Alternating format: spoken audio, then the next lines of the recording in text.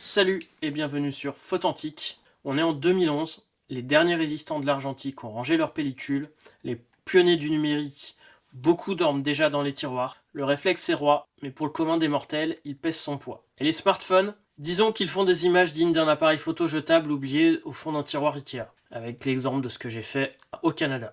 Mais au milieu de ce tumulte technotemporel surgit une espèce hybride, ni trop grosse, ni trop pauvre en pixels, les compacts experts. Aujourd'hui, je vais vous parler d'un petit bijou tombé des poches de l'Olympe, l'Olympus XZ1.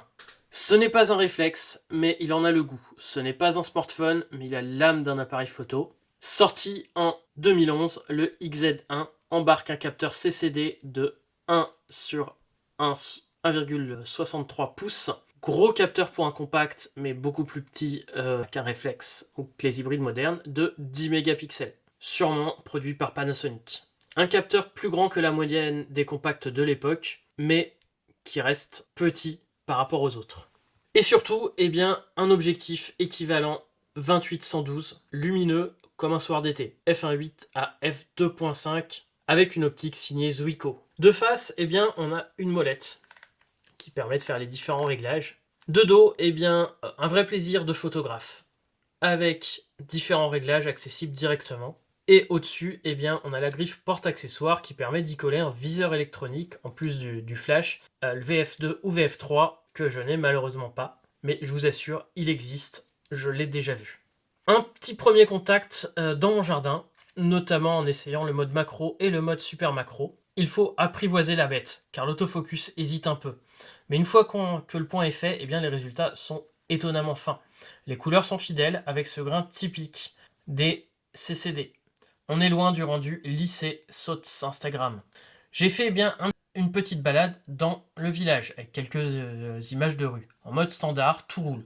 C'est vif, c'est réactif, c'est agréable à utiliser. Ça manquerait peut-être d'un viseur, mais l'écran OLED de 3 pouces a un bon contraste, même s'il triche un peu du côté dynamique. Mais bon, bonne nouvelle, on peut shooter en RAW, donc un petit passage sur Lightroom et on retrouve les détails. Je l'ai aussi utilisé en basse lumière pour le fun, notamment en concert.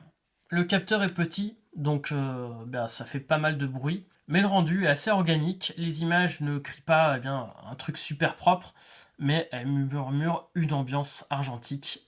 Et là, on est plus dans l'émotion que dans la perfection, et c'est ça qui fait tout son charme. Il a aussi des modes art, mode créatif, notamment grain film, pop art, dessin. Bon, ça fait un peu gadget, oui, mais est-ce que c'est fun? Oui aussi. Même si c'est utilisé avec modération, sauf si on a vraiment un projet créatif avec.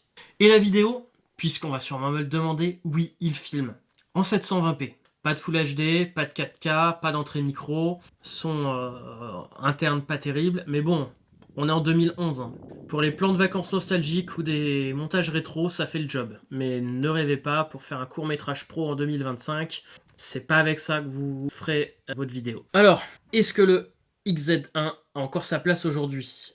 Bien sûr que oui. Il a un rendu unique, une prise en main physique, une optique lumineuse et surtout une âme. Il ne remplace pas un hybride moderne. En fait, il essaye même pas parce qu'il propose autre chose. Une expérience et créer justement avec ses limites, composer avec son rythme, s'amuser avec son caractère. Si vous en trouvez un à bon prix, adoptez-le. Moi, j'ai déjà notamment le Canon S95 qui me suit depuis 2011 et que je connais par cœur, mais ce XZ1 est quand même plus lumineux et il me fait de l'œil si je n'avais pas ce S95. Et donc, si cette vidéo vous a plu, n'oubliez pas de liker, de commenter ou même de partager vos photos faites avec si vous en avez un ou si vous en avez eu un. Et surtout, continuez à créer, peu importe l'appareil. Ce qui compte, ce n'est pas la technologie, mais ce que vous en faites. Sur ce, abonnez-vous si vous voulez plus de vidéos comme ça, et à très bientôt pour une nouvelle vidéo. Salut!